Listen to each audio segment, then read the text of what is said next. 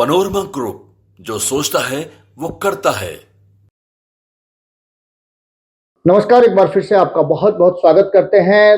लगातार हम पिछले एक सप्ताह से आपको बता रहे हैं कि बिहार में किस तरह की राजनीतिक परिस्थितियां बनी हैं। जब 28 तारीख को नीतीश कुमार ने शपथ ग्रहण किया और उनके साथ 8 और मंत्रियों ने शपथ ग्रहण किया, उसके बाद से यह कहा जा रहा था कि नीतीश कुमार के लिए बहुत मुश्किल नहीं होगा फ्लोर टेस्ट। लेकिन इसके साथ साथ मामला ऐसा फंसा कि लगातार चर्चाओं का बाजार गर्म हो गया। मामला फंसने का सबसे बड़ा कारण था कि राष्ट्रीय जनता दल ने, और खास करके राष्ट्रीय जनता दल के साथ जो महागठबंधन का शेष पार्टी बच गए थे नीतीश के छोड़ने के बाद, हालांकि आपको पता है कि पहले ही जीतन राम मांझी ने महागठबंधन छोड़ दिया था। उसके बाद नीतीश कुमार के बाहर होने के बाद जब 3 दलों ने, 3 क्या 5 दल की बात कर लीजिए आप, वाम दलों के 3 दल हैं और 2 दल कांग्रेस और राष्ट्रीय जनता दल है। राष्ट्रीय जनता दल चूंकि लीडिंग पार्टनर है, उसके मुखिया तेजस्वी यादव ने स्पष्ट कर दिया कि जब फ्लोर टेस्ट होगा तो खेल अभी बाकी है। उसके बाद से बिहार की राजनीति में एक अलग तरह की चर्चा शुरू हो गई और इस चर्चा के पीछे कई बातें सामने आ गई।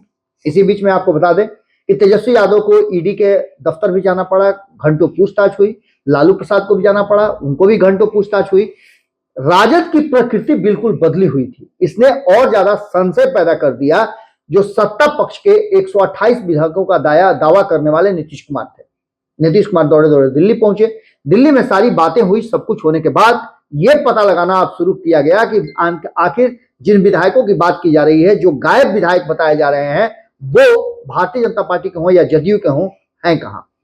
उनकी टोह शुरू हो गई, क्योंकि इससे पहले जो ये दावा किया जा रहा था नीतीश कुमार की टीम के द्वारा कि कांग्रेस के 13 से 14 विधायक उनके फेवर में हैं, कभी भी उनके लिए पाला बदल सकते हैं। इसी को लेकर के यह भी कहा जा रहा था कि मंत्रिमंडल का विस्तार भी इसी कारण रुका हुआ है कि उन लोगों के आने के बाद किसे क्या देना है, किस तरह से एडजस्टमेंट करना है, समझौता क्या होता है, ये सारी बातें चल रही थी। काफी कॉन्फिडेंट लग रही थी राष्ट्रीय जनता दल।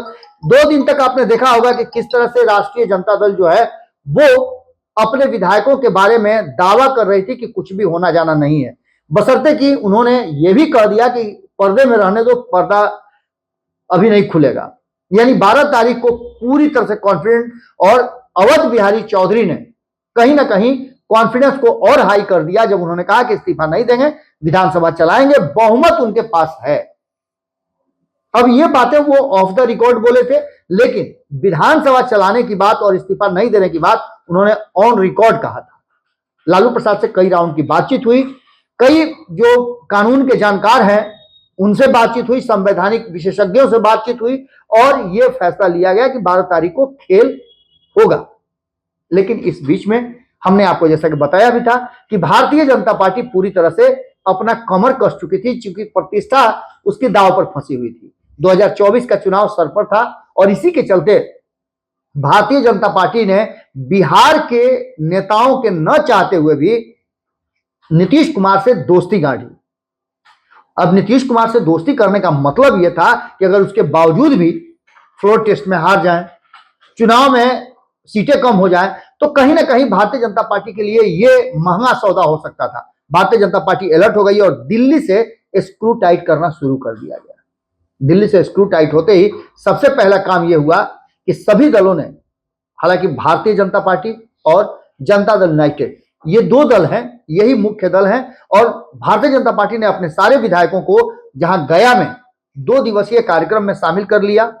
कौन आ रहा है, कौन नहीं आ रहा है, ये सारी स्थितियां देखी जाएगी, और जो लोग नहीं पहुंचेंगे आप समझ सकते हैं कि उनके लिए कितना महंगा पड़ेगा और किस तरह से स्क्रू टाइट कर सकती है केंद्रीय नेतृत्व भारतीय जनता पार्टी की।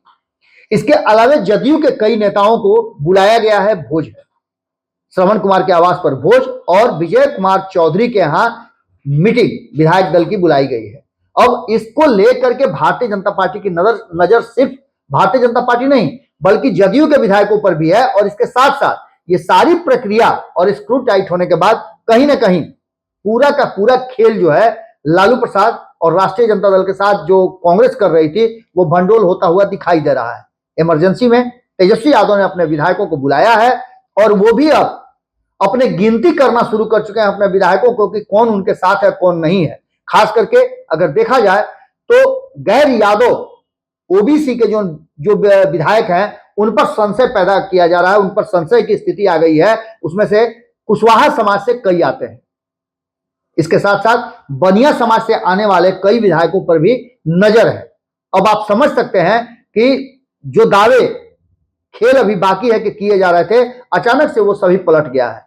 यहां तक कि लंबे समय से राष्ट्रीय जनता दल में झोला ढोने वाले, इंतजार करने वाले नेता भी इस बार इस मौके को छोड़ना नहीं चाहते हैं, क्योंकि धीरे धीरे करके जो ग्राफ पलट रहा है उसको लेकर के वो भी चिंतित हैं कि आगे क्या होगा। अगर विशेष परिस्थिति में नीतीश कुमार को विधानसभा भंग करने की नौबत आई तो उनके लगभग 2 साल के कार्यकाल का भी सत्यानाश हो जाएगा। ऐसी स्थिति में आप समझ लीजिए कि पूरी तैयारी कहीं ना कहीं भारतीय जनता पार्टी ने कर दी है और एनडीए को बहुमत साबित कराने के लिए जो रास्ता अख्तियार किया गया है, जिस तरह से स्क्रू टाइट किया जा रहा है, उसमें कई विधायक समर्थन में या फिर नदारत रहने के लिए उन्हें तैयार कर लिया गया है। अब देखना ये दिलचस्प ये होगा कि अभी जो मीटिंग तत्काल बुलाई गई है, इमरजेंसी मीटिंग बुलाई गई है तेजस्वी यादव के द्वारा, उस मीटिंग में कितने विधायक पहुंचते हैं और कौन गायब रहता है, इस पर हम अलग से आपको खबर सुनाएंगे। लेकिन ये बात मान के चलिए कि भारतीय जनता पार्टी नीतीश कुमार से मीटिंग के बाद,